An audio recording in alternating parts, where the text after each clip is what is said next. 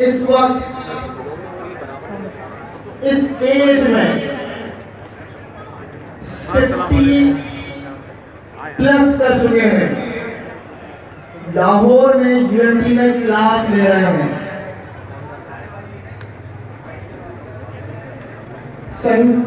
Sunday को Lahore, Saturday को Islamabad, Friday को पेशावर, ट्यूसडे वेडनेसडे कराची, और मैं खुद सर के साथ ट्रेवल कर रहा हूँ।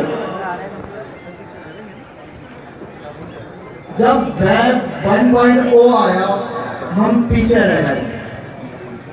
हमने एडॉप्ट तो किया लेकिन टाइमली एडॉप्ट नहीं किया।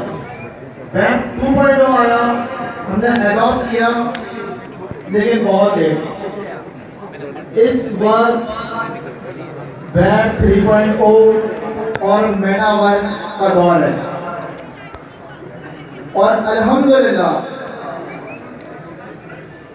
मेटावर्स की क्लासेस हम पाकिस्तान भर के अंदर स्टार्ट कर चुके हैं, जो कि इस वक्त दुनिया में बहुत चंद ममालिक ने अडॉप्ट किया है। ये इतने बड़े स्केल पे, इतने बड़े मास लेवल पे ट्रेनिंग प्रोवाइड करना आसान नहीं है।